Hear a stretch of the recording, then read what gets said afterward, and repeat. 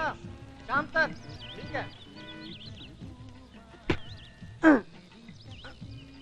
क्या है? पड़ा पड़ा क्या है?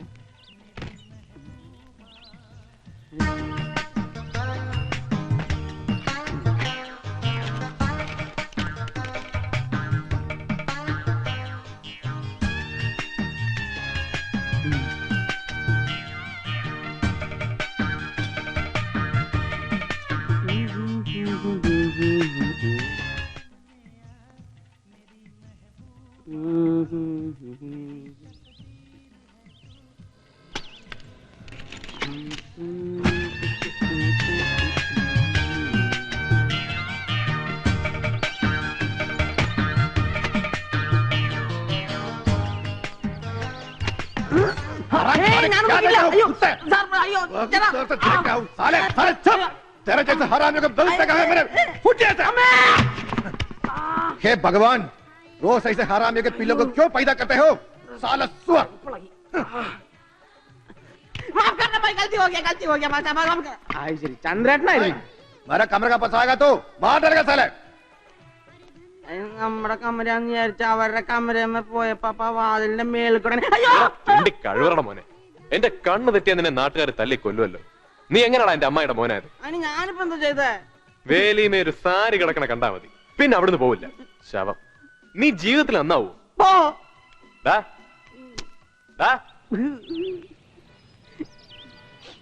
എടാ അമ്മായിയുടെ മോനെ, ഞാനിതൊക്കെ തന്നെ കേക്കണം. ആ പോട്ടെ, വാ നമുക്കൊരു സ്ഥലം വരെ പോവാം. ഞാനില്ല, പോയിക്കോ. ആ കൊള്ളാം. നിന്നെ ഇവിടെ നിർത്തിപ്പോയ നാഗ്പൂർ നിന്റെ ഡെഡ് ബോഡി എടുക്കേണ്ടി വരും. എനിക്ക് വയറിന് നല്ല സുഖമില്ല. നിനക്ക് അസുഖം വയറിനല്ല, നിന്റെ സൂക്കേട് എന്താന്ന് എനിക്കറിയാം. അതിന് പറ്റിയൊരു സ്ഥലത്തേക്കാ പോകുന്നത്. വാ.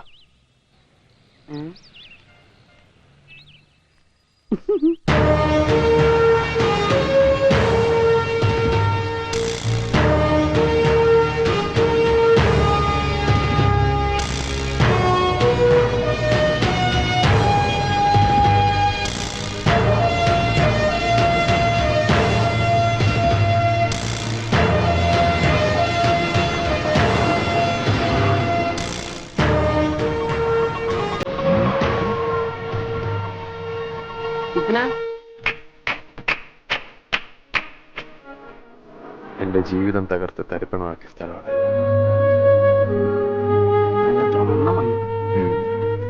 എന്നെ ഇപ്പോൾ ഒരുപാട് ആൾക്കാർ ചോര പിടിച്ചതാണ്.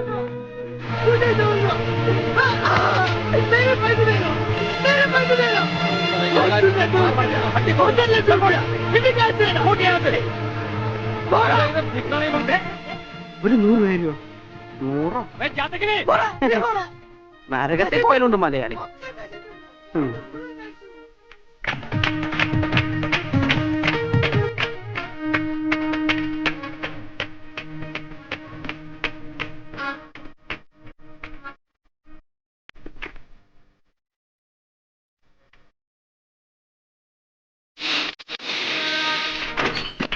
रतन भाई, आज फिर मेरा हाथ अच्छा है। ऐसा है तो पार्टी मांगता है भाई। याद है क्या? हाँ मालूम है।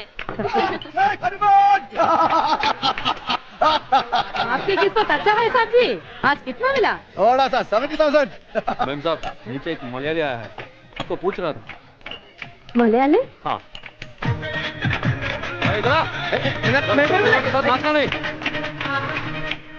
भाई ഇത് കേസാ? क्या? കേസാണോന്ന്? സड़की केस है? हिंदी में बोलो, हिंदी में। सड़की पूछा है, पूछा पूछा? पूछा पूछा म्याऊ म्याऊ। हाँ तुम पूछा? अबे हटो। मैम साहब है। आप कौन है जी? याद है क्या मैम साहब? ओ भैया चांदन साहब, आपको ऊपर आने के लिए किससे पूछने का जरूरत है? आओ जी आओ, ऊपर एकदम मस्त गेम चल रहा है। गोपाल जी इधर है क्या? गोपाल? गोपाल इधर नहीं है। किधर होगा वो? ओ मुंबई गया है, 1 हफ्ते के बाद लौटेंगे। झूठ। मैं सच बोल रही हूँ। अगर दुश्मन मुझसे तो गोपाल ने कहा है कि वो ठीक है मैम साहब।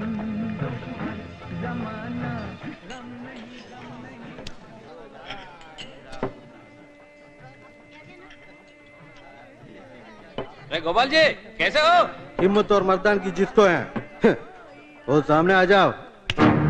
नमस्ते गोपाल जी, एक हाथ हमसे हो जाए। पहचाना नहीं मुझे? चंदन साहब। नहीं, चंदन अല്ല, चंद्रन, चंद्रहासन। हाँ चंद्रहासन। हम दे हम सबको भूल गए क्या? മറക്ക് മറന്നാ നിന്നെ തേടി ഞാനിവിടെ വരൂ ഗോപാല. ചീട്ട് അവിടെ ഇരിക്കട്ടെ ഗോപാല. क्या है गोपाल? तू जा, मैं संभालूंगा। चंदन साहब, आप पत्ते खेलने के लिए इधर आए हैं या? ഒരു കൈ കളിക്കാൻ തന്നെയാണ് ഞാൻ വന്നത്. പക്ഷെ അത് ചീട്ടല്ല. मैं फिर से बोल रहा हूँ, इधर झगड़ा नहीं करना। गड़बड़ करेगा तो आराम से नहीं जाएगा। മലയാളത്തിൽ പറടാ. ഒരു പഞ്ചാബി പെണ്ണിന്റെ ആനക്കാരനായ മലയാളം മറക്കൂ. മര്യാദക്ക് സംസാരിക്കണം കേട്ടോ. ആ അങ്ങനെ പറ. പറവട്ടാണിക്കാരൻ ഗോപാലകൃഷ്ണൻ പത്തിരിപ്പാലക്കാരൻ ചന്ദ്രഹാസനോട് മാതൃഭാഷ പറ. വേണ്ട, തിണ്ണമെടുക്ക് കാട്ടാൻ നമ്മുടെ തിണ്ണയല്ല.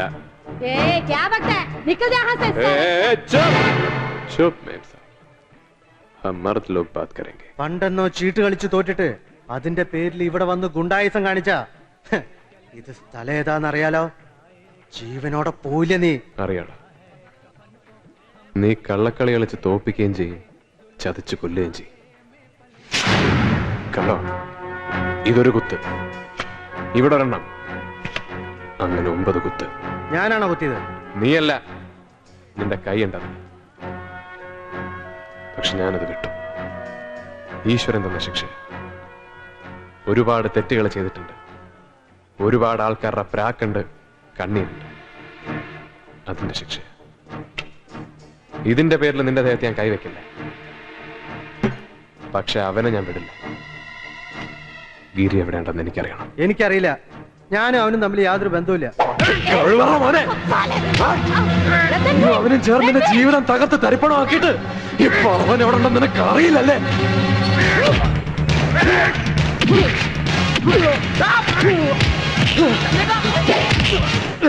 ഏയ്, ജീവൻ വേണമെങ്കിൽ രക്ഷപ്പെട്ടോ, അല്ലെങ്കിൽ നിന്റെ ശവ. ഓക്കെ മകൻ സിംഗ് ചോടോ. ഓക്കെ.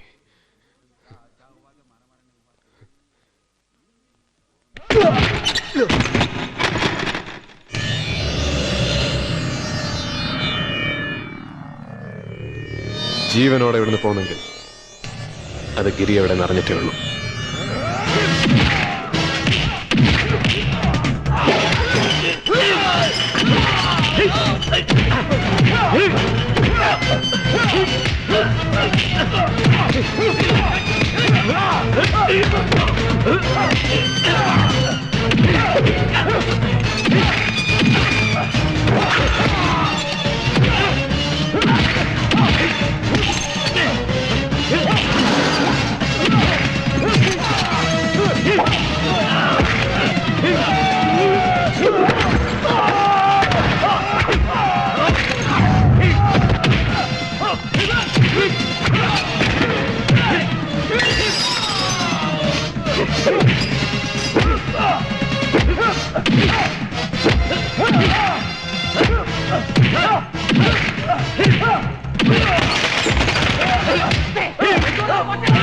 गोपाल को छोड़ दो, तो गोली मार दूंगी।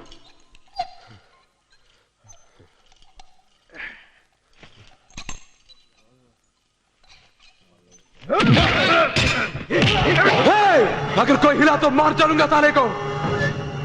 नहीं, हिलना मत। പ്രേമ, സൂക്ഷിക്കണം.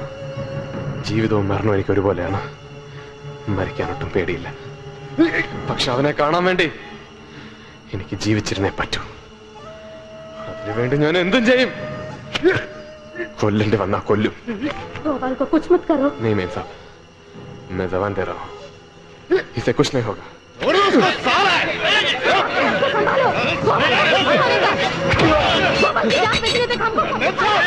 मैं मरने के लिए तैयार हूँ और मारने के लिए भी. अगर कोई मेरे पास आए तो मैं इसका जान ले लूंगा. कोई कुछ मत करो. പറയേ, ഗിരി പെടുന്ന നിന്റെ കൂടെ അല്ലേ? ഇല്ല, അയാൾ എന്റെ കൂടെ ഇല്ല. നുണ പറയരുത്. സത്യം, നിന്നെ ചതിച്ചത് ഞങ്ങൾ ഒരുമിച്ച് പ്ലാൻ ചെയ്താ. അതിന് 1.5 ലക്ഷം രൂപ അവൻ എനിക്ക് തന്നു. അതിനുശേഷം ഞങ്ങൾ നേരിൽ കണ്ടിട്ടില്ല. 2 പ്രാവശ്യം ഫോണിൽ വിളിച്ചിരുന്നു. എവിടുന്ന് വിളിച്ച? ഒരിക്കൽ ബോംബെ നിന്നാന്ന് പറഞ്ഞു, പിന്നെ ഒരിക്കല് നാട്ടിൽ നിന്ന്. അത് നുണയാ? ഇതും പറഞ്ഞു നുണ ചന്ദ്രേട്ടാ. അല്ല, സത്യ. ചീട്ടിൽ നിന്നെ ഞാൻ ചതിച്ചിട്ടുണ്ട്. അല്ലാതെ നിന്നെ കൊല്ലാനോ നശിപ്പിക്കാനോ ഞാൻ ശ്രമിച്ചിട്ടില്ല. എനിക്കെന്താ അതിന്റെ ആവശ്യം? ഞാൻ വിശ്വസിക്കുന്നു. നാളെ നിനക്കവനായിട്ട് ബന്ധമുണ്ടെന്ന് ഞാൻ അറിഞ്ഞ എന്നെ കൊന്നോ?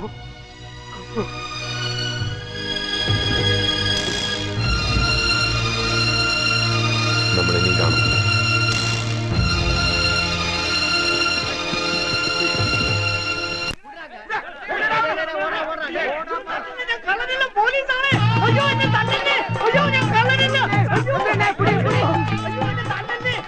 അല്ല പറമ്പേട്ടല്ലേ?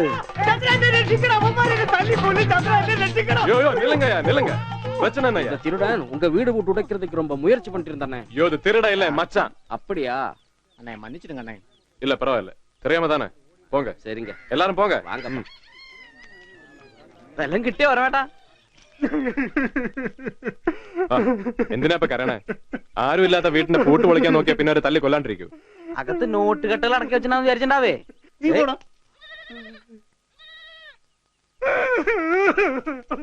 അവരെന്നെ തല്ലിയില്ലല്ലടാ എനിക്ക് സങ്കടം. നിന്റെ ഇന്നലെ ഓർത്തിട്ടടാ മോനെ, ഒരു രാജാവിനെ പോലെ ജീവിച്ചത് എനിക്ക് സഹിക്കണില്ലടാ. ഇങ്ങനെ കരയല്ലേ, ആളുകൾ കാണും. ആര് കണ്ടോ എനിക്കെന്താ? എനിക്ക് എന്റെ സങ്കടം കറച്ചിട്ട് തീർക്കണം. ചന്ദ്രേട്ടാ 3X കുപ്പിടുത്തില്ലേ? ആ ഓൾഡ് മങ്ക് 3X ഒരു ഹാഫ് ബോട്ടിലേ സഞ്ചിയിലുണ്ടാവും. ഇതല്ലേ? ഇതെന്താ? ഇതൊരു 250 വെളിച്ചെണ്ണ വാങ്ങിയതാ. വെളിച്ചെണ്ണ അവന്റെ തന്ത്ര തല തെച്ച് കുളിപ്പിക്കട്ടെ. നീ പറഞ്ഞത് നേരാ. വിവരമില്ലാത്തവരുടെ നാടാണെങ്കിലും ഇതൊരു സുഖ. ഈ പുഴയും കാറ്റും.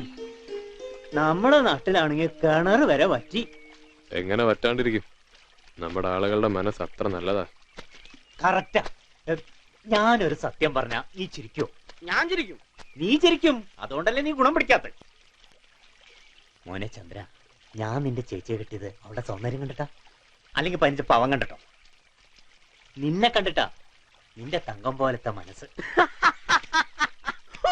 എന്തിനാ തൊളിക്കണേ? സത്യം പറഞ്ഞേട്ടാ ഞാൻ ചിരിച്ചു പോകും. പക്ഷെ ചന്ദ്രേട്ടൻ ചിരിക്കില്ല. ഇവൻ ചിരിക്കില്ല. ഇവന് ബുദ്ധിയുണ്ട്.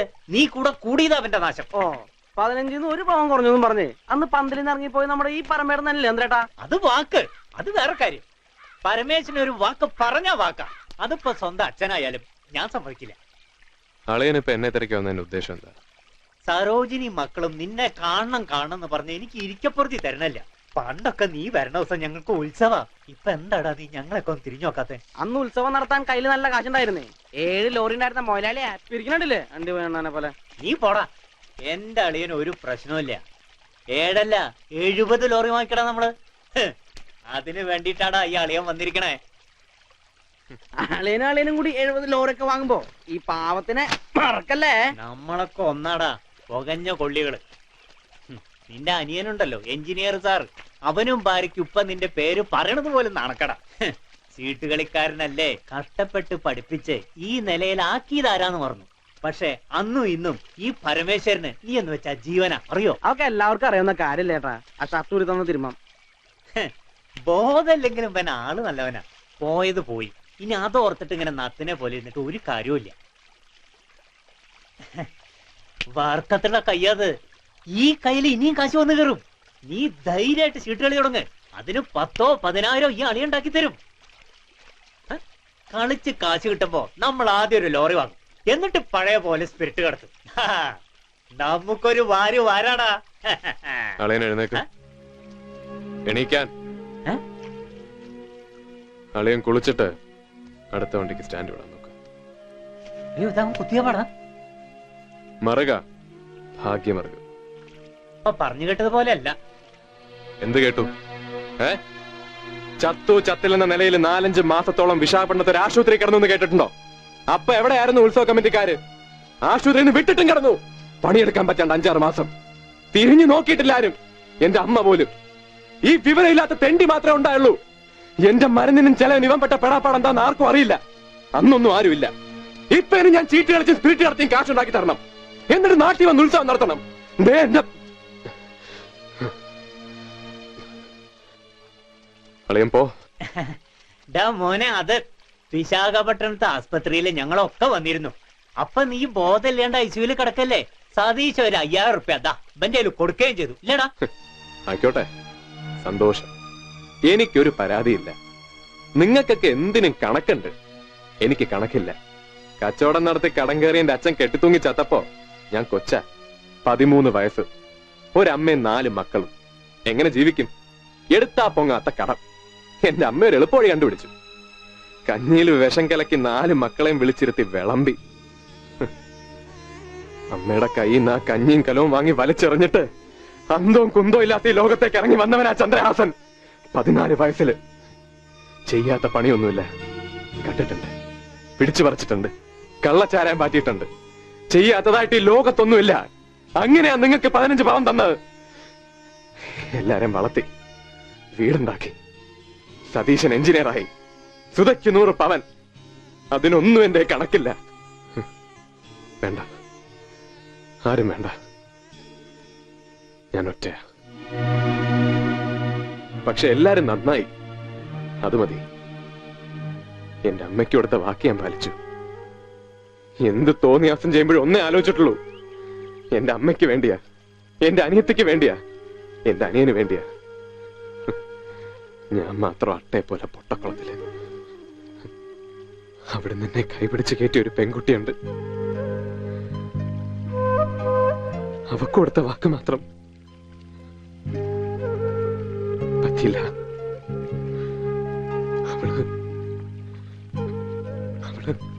അവള് ജീവിച്ചിരിപ്പുണ്ടോന്ന് പോലും.